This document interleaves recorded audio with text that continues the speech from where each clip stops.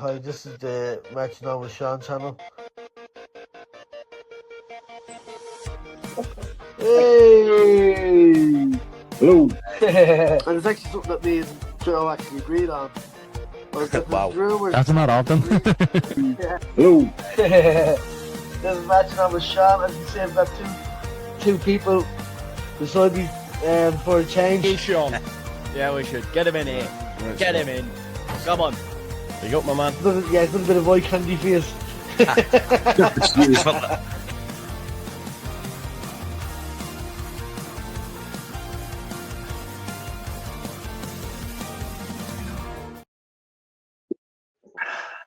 Hello, this is Match Now with Sean.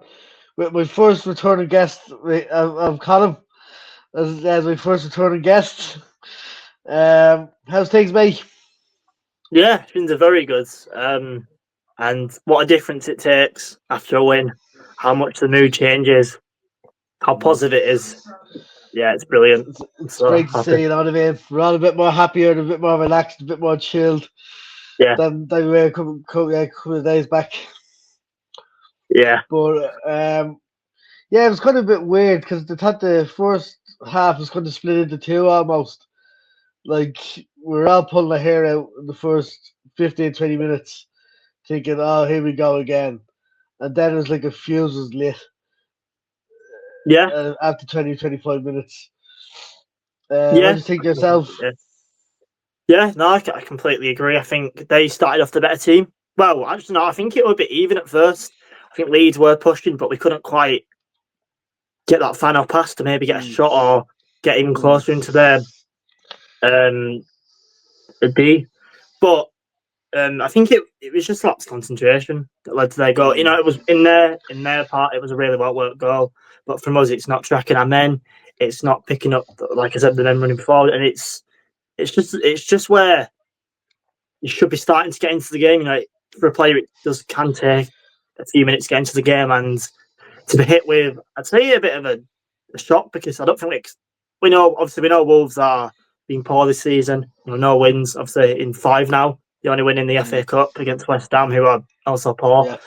So when they but at the same time, in their minds, they needed to win. They need points and more than us. You know, the manager's been given a 3-year deal, which I think is absolutely bizarre and mental. But Crazy. it is crazy. It is. It's mental. But no, they had a point where they wanted to go for it straight away for the jugular, and for the first 10 minutes, they got their rewards. They got their goal. But after that, they just sat back off us, which really, really surprised me. You know, I think if it was the other way around, where we'd have scored first and we'd sat back, I was like, no, go for Juggy. You know, try and help the goal difference to take a batter, because we know how big goal difference can be. Yeah. Not probably this part at the minute, but in the latter stage of the season, it can really, really play a part. But yeah, no, it was What a half! I mean, it was a whirlwind. It's crazy. It was very Bielsa-like, wasn't it, that second half? It was very Bielsa-like. We were just like went mad for about 15, 20 minutes, just went crazy. Like, I don't think we've seen that at the start yet. I think that's where the shackles are being released a bit. I think a lot of people, I don't remember Calvert-Lewin in his interview asked again, saying we wanted to prove that the so-called rumours of no attacking prowess on the pitch, you know, no flair or quality in that first half. It's like they're watching a different team compared to what we've seen, compared to Fulham. You know, it wasn't even the fact we were having loads. You know, I can remember a few shots that probably mishit. Ampadu hit one over the bar. Aronson set himself up well, but couldn't direct it. But apart from that, I can't think of many shots apart from the goals. Which one thing that's has to be given credit to the players is we were clinical in that first half. We took every chance, and it was the perfect game to do it for, because it was a must-win game. A draw wasn't good enough. You know, like I said, Wolves winless in 5. It's points you have to pick up, and I was really, really impressed with, I'd say, the majority of the team. A lot of players really wanted to prove themselves that they are up for the fight. We're not just here to make up the numbers.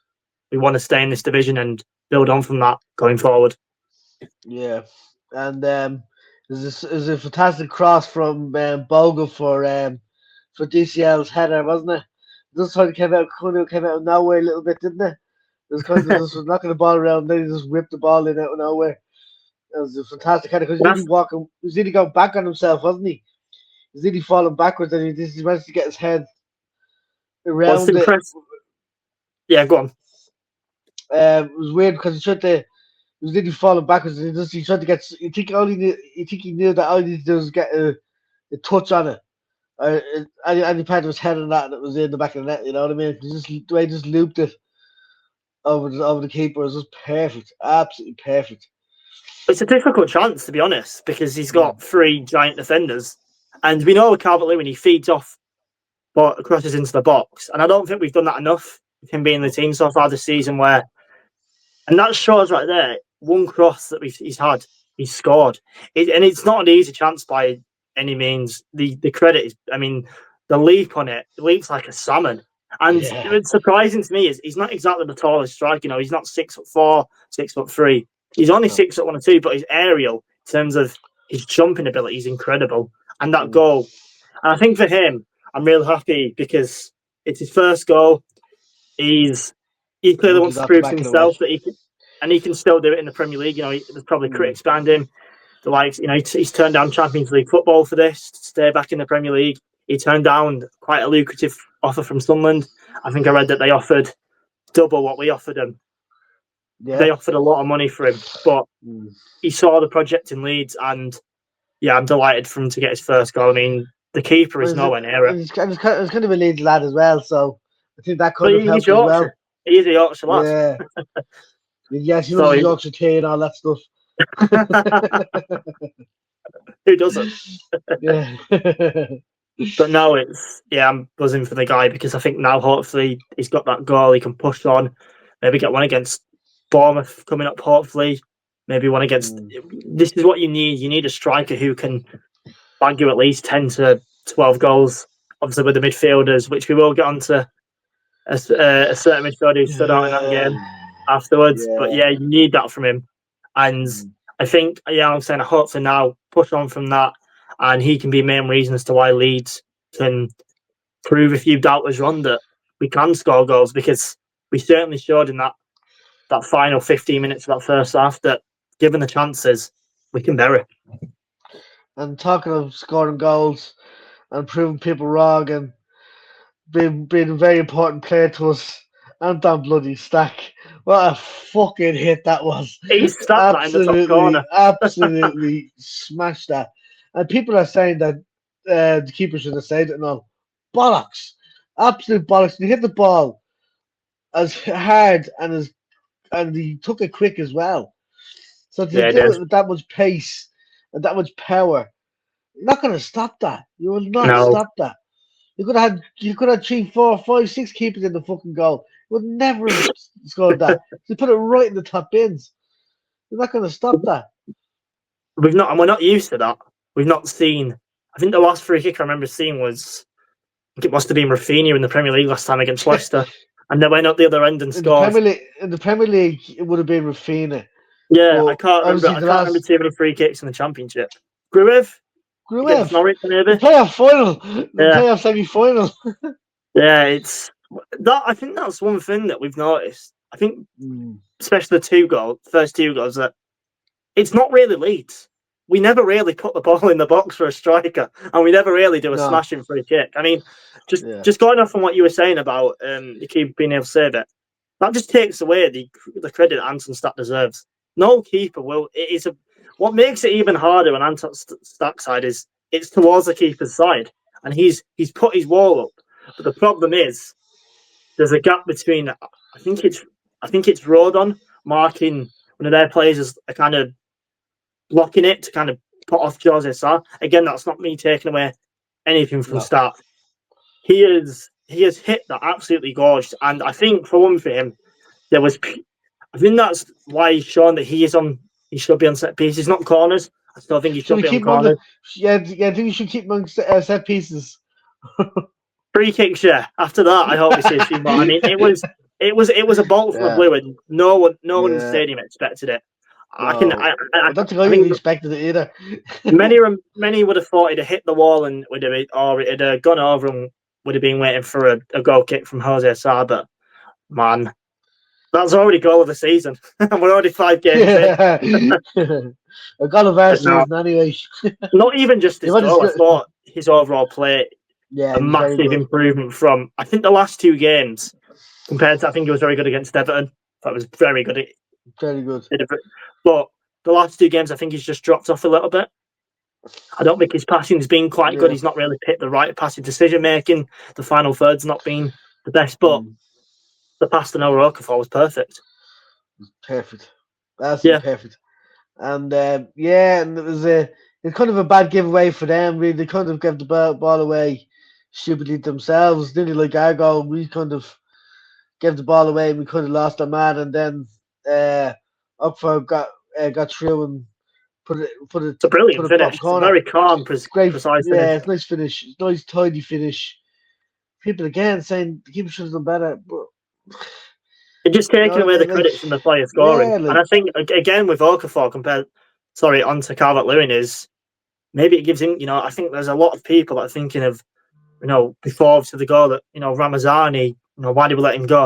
And I think Okafor himself wants to prove that he can step into the shadow and, get this team going. yes, I think for himself, get some confidence because he's had a few tough years on loan at Napoli. It's not really worked out in Italy. I don't think his style, his prowess, he's a very, very tall physique guy.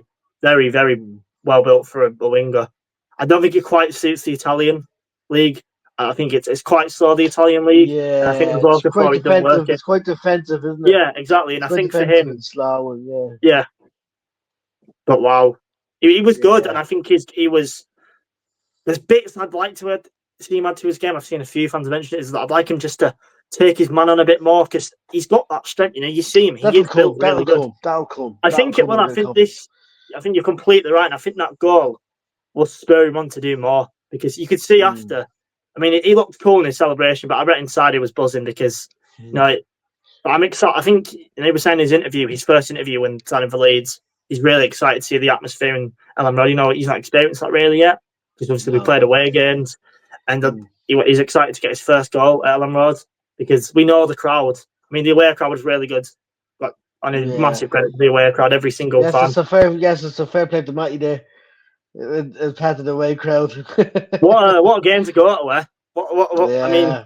it did well to get the goals on camera. the free kick. Yeah. It's good timing. Good timing with that. But yeah, with Okafor, I'm hoping that it's the start of his career now at Leeds. He can Yeah. And I he think can that was go always for going it. to. I think that was always going to be a problem. And it was kind of the issue I had was you nearly got too many foreign players in and foreign transfers. That was always going to take time to adjust. Same Yeah. with Perry, it was always going to be take time to adjust. Well, So I you didn't think say we were going Perry, to. but it's Well, gonna we'll be get on to that in a hard bit. for him. It's going to be hard for him to get back in. We'll talk about that in a little bit longer. I Wow. don't talk about it now. Don't talk about it now. Darlow was absolutely sensational that second half. Yeah. Sensational. Yeah. I'll let Like, you speak a bit on him, and I'll follow on. yeah, like some of the saves, like double saves, triple saves. That I was brilliant. Like, and he commanded the box really well too. Like, which is something I haven't seen in a long time for a Leeds keeper. Yeah, I completely agree.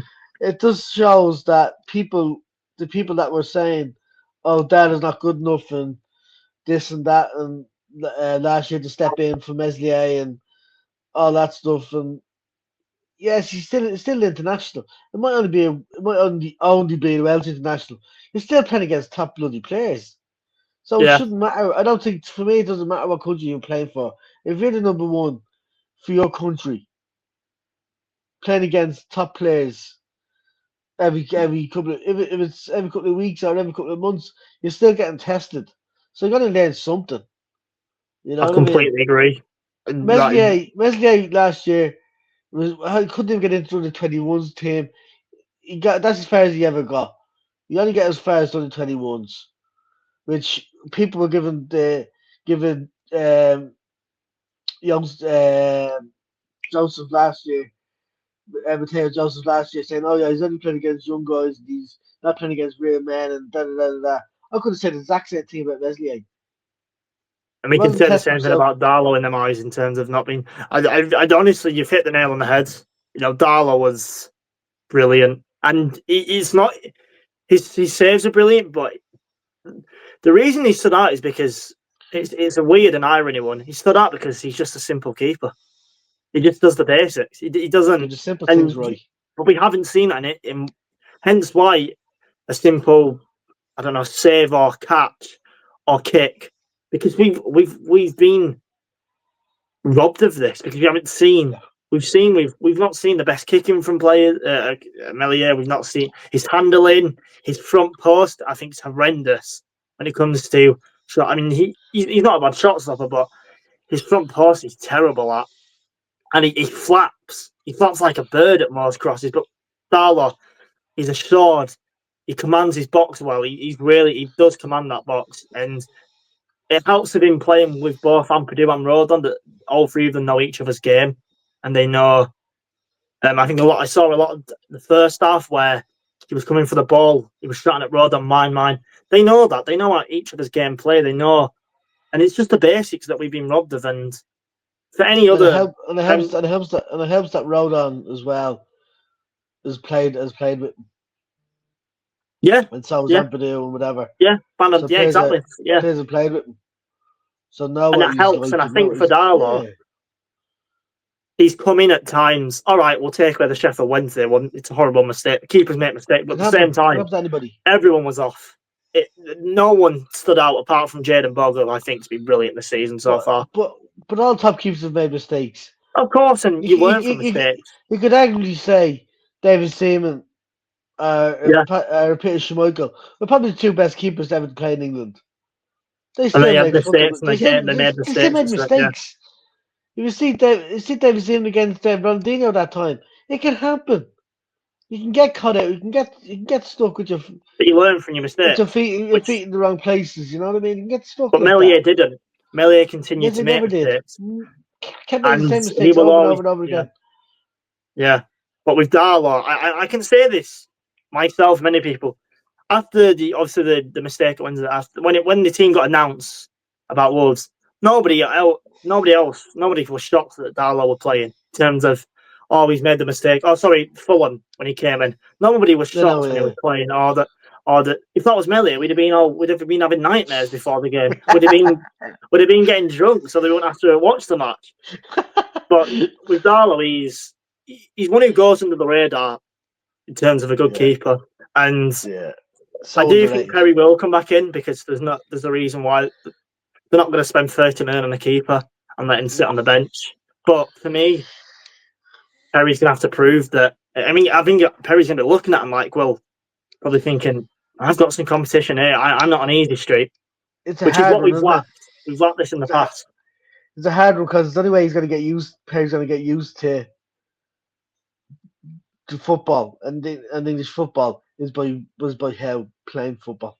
Yeah, by playing, but at the same time, we don't want him out. You don't want to risk it either with Darlow. But I do think they'll go with him. I do think they'll go about with him. It's interesting. But, it'll be interesting, you know what I mean? It wouldn't bother me either way. It wouldn't lose me head over either way. No, which I think that's good. It's just an interesting thing, really, about because he needs to play as well to get used to it. That's good though, I think, in terms of your feeling there is bang on about not being bothered who comes in terms of Darlow or Perry. But that's good. That's a good thing to have. It shows that either keeper comes in, hopefully Perry comes back in, does well. Either keeper can come in and just do their job, do the basics. They're going to concede goals or a keeper. It happens, but does the basics. And I think, yeah, Darlow was really impressive, and I think really was a massive. And I think if Melier, because I know that in that second half, we'll touch on the second half, I guess, is that we were just pegged in our own box. And I'm glad in some ways. You would have conceded. If Meslier was in goal, we would have conceded. 100%. You took the words right out of my mouth. Sorry. Because no, perfect. No, don't apologise because it's true. It's not just me who can see that. Every fan knows that because every fan has seen it time and time again. He can't control his box, and he can't handle pressure.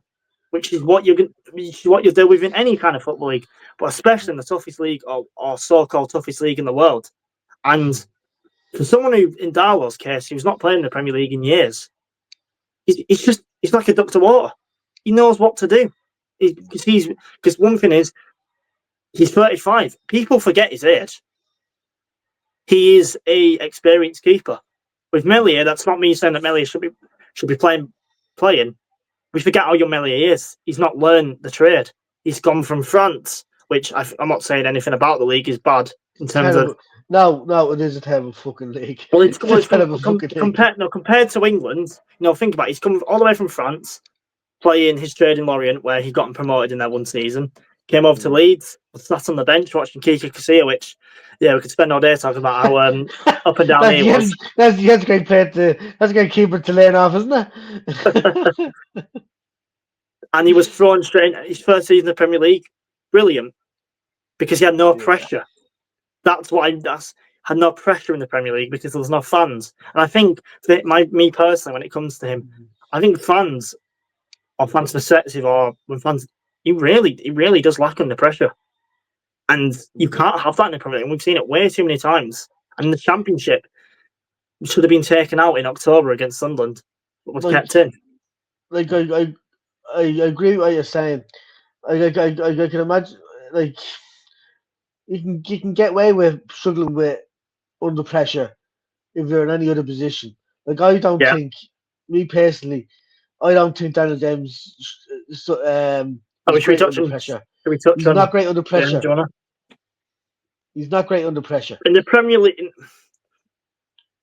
I don't know, because in some ways I agree, in some ways I don't, because under Farker, I mean, it's the Championship, so it's different. Because I think, and we touched on this last week about Daniel James. Yeah, the Championship is his level. I think we've seen nothing from him because I said this last week as well. As a fullback, it's very easy to know what James's game is. He's going to run at you.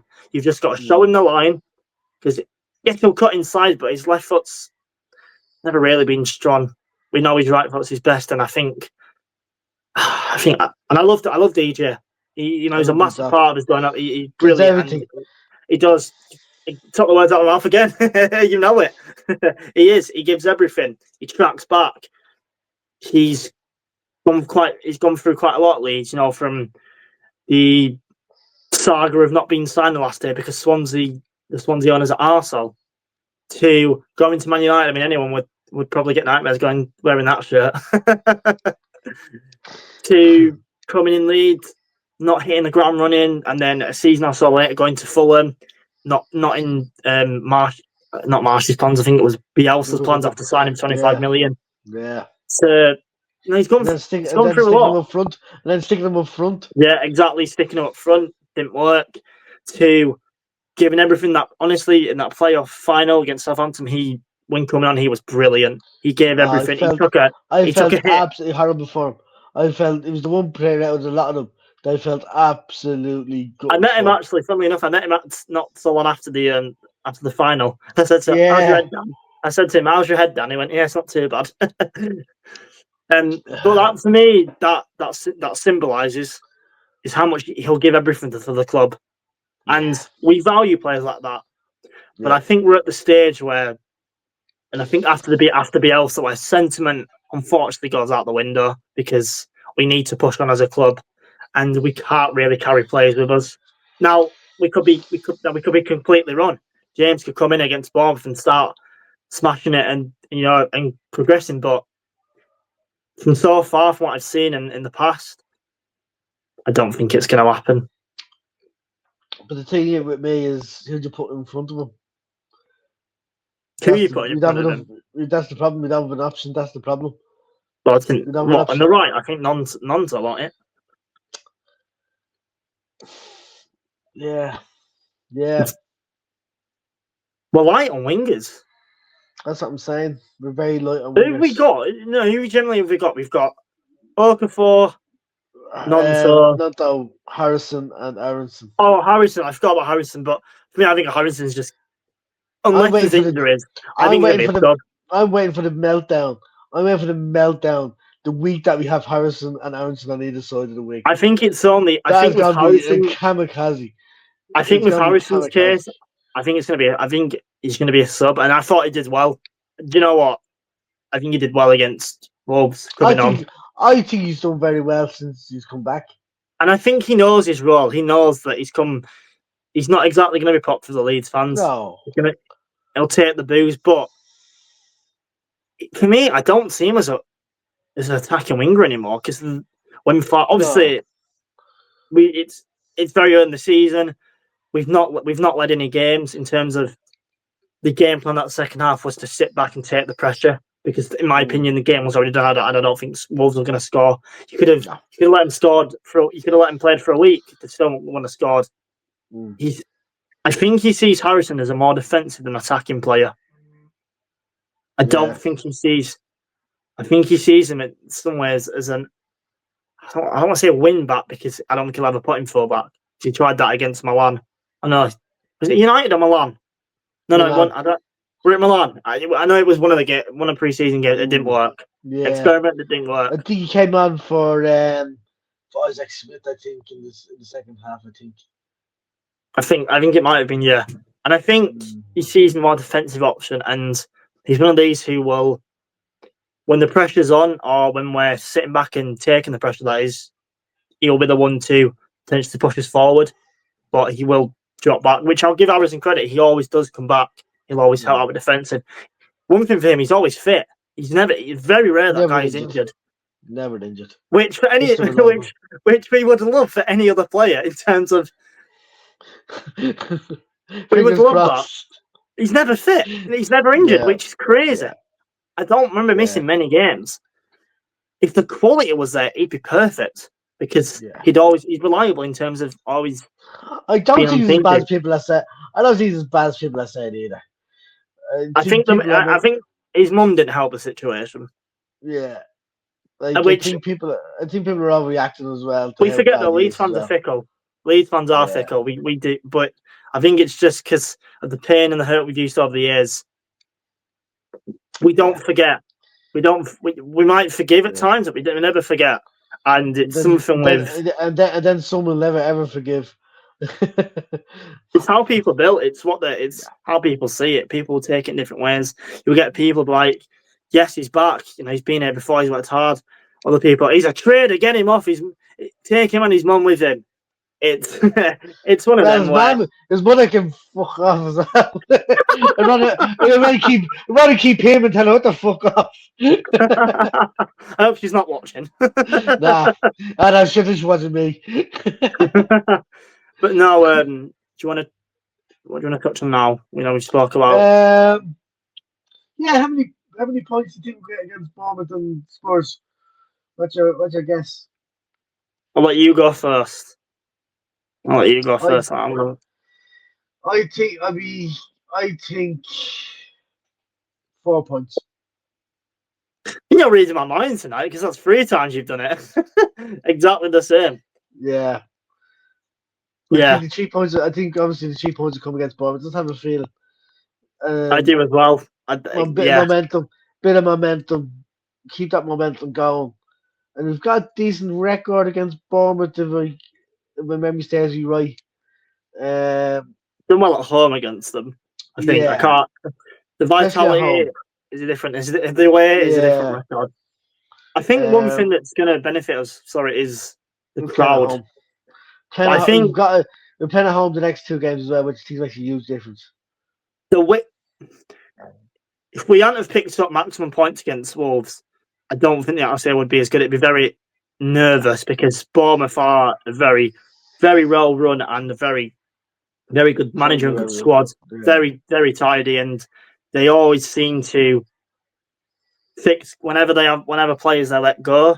They always replace them. They always have backups, and they're really, really good club in terms of the way it's run, the management. Ariel, I think, is a really good manager.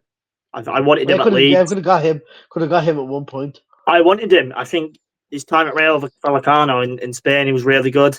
And I think for him in Bournemouth, he's kind of built a blueprint. He's built a very good stature and he's earned a lot of respect in terms of managing the Premier League. But yeah, no, like we're saying, because we picked up some points, and I thought we should steal and fight against Wolves in that second half. That crowd's going to be up for it. They're going to, and I think for any team coming to Ellen Road when Leeds are in a good way, it's not easy. It's a very intimidating crowd. It can get to a lot of players. You know, there's players in the past that have said, "I've dreaded going to Ellen Road." We need that back. We need that almost fear factor of other teams where and I you think don't want to have a moment's rest. I think the other big factor. I think this season is going to be scoring first because we're Which so is good defensively. We're so good defensively. which it's quite funny and interesting you say that. And people, when I say this, potentially people might say, "Well, it's only Wolves," but Wolves went 1-0 up, and we still fought back. Yes, they're bottom. Yes, they are bottom of the table. You've got to take that into consideration. But at the same time, they're a still established Premier League club. They've been in the club. They've been in Europe in the past. They've been in nearly FA Cup semi-finals. They are an established club, and I think unfortunately, it's behind the scenes that are the issues with Wolves, and it's affecting on the pitch. And we know that in the past that if there's anything affecting you behind closed doors, it can quickly creep onto the pitch. Oh, so you can't, and which I think I've seen a lot, and it's really confused me. Is this win's being seen as, "Oh, it's only Wolves," but you can only beat who's in front of you. You know, if we got smashed by him 3-0, I'm saying, "Oh, well, you got smashed by a club." You take, and I think one thing we've got to enjoy these wins because we don't know how many we're going to get this season. We're not guaranteed to get many moments in terms of enjoyment, so we've got to enjoy them. You know, I think for us, 17th or above is what we need, what we would pray for. I'd give everything for 17th right now. Yeah, I think it's kind of that, well, a bit like Sunderland in a different ways. We're just going to go for it and see where we end up. And 17th and that. I want to finish 17th and not have to get into the last bloody day again like we did that against. But it's West Ham the last game away, and they could be fighting as well. Obviously, things could change now. We're 5 games in. Don't say that, Callum. Don't say that, Callum. Oh my God. Oh my we do. God. I think we won it before. Imagine that last game of the season, us against West Ham. Whoever loses goes down. Well, you just said it now, so you're the one who should have said it. You're thinking of it first. You started that. Jesus. I think they get a new manager, West Ham. I think they are. I think from what I've read, they're talking about Nuno, weren't they? That's what I hear. Nuno. That's what I hear. The Slaven Bilic, the farm manager. Yeah, you could have heard that. Yeah, I can't see Bilic's got back in. I just think with Nuno he's been out. I don't know about Bilic's work history in terms of recent stuff, but Nuno's got Premier League experience. He's a good manager. I think Wolves right now would take him. The Wolves would have him in a heartbeat. You know, he's loved over there. He was the one who got him into Europe. But I was thinking that. Yeah. I think 2 facts. One, they've just given him again. I can't believe they're giving him a 3-year contract.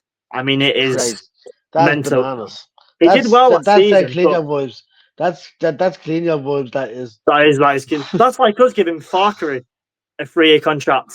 Not in terms of if we'd have done that, we'd have been scoring. If we'd have been in their position in terms of not winning any games this season. If we gave him a 3-year contract, if we gave Farker a 3-year contract, I'd be down at Ellen Road protesting by myself. Get him out of here! Get him out!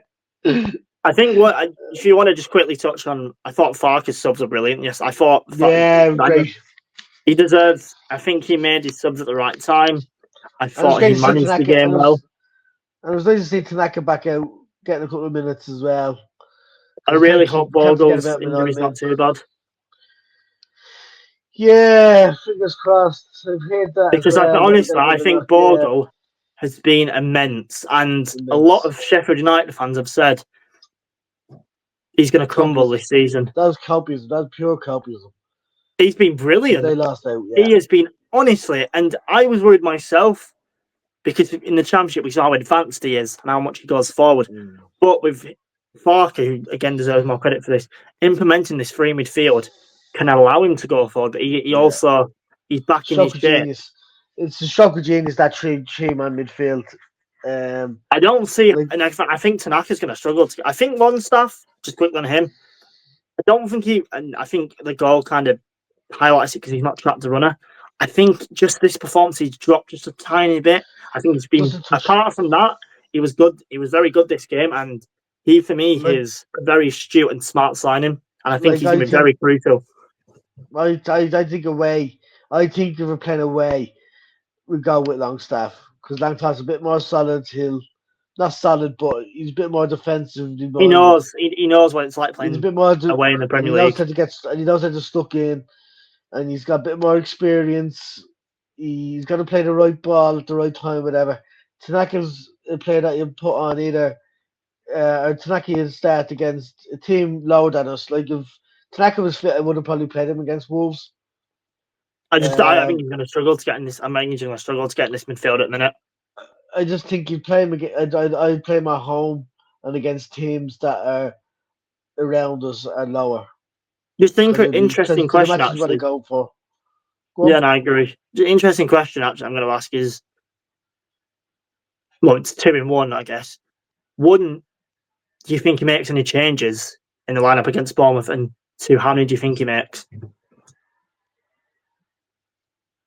And if Bogle is fit, which fingers crossed, we'll stick with Bogle, obviously. It'll be Justin who goes in if he's not. If Yeah, not, it has to be Justin. I won't mind seeing because I'd like to see why we've bought him, but at the same time, Again, I don't want Bogle to be out. It's one of them where I want to see why we spent 10 million on Justin, sorry. But I don't want to take Bogle out just because I think he's been brilliant so far. So it's one of them. It's kind of 50-50. Then as I was saying, at home I think you play Tanaka, so I'd take out Longstaff. I just think it's going to be hard to get into the team because that midfield. I think Ampadu again, brilliant.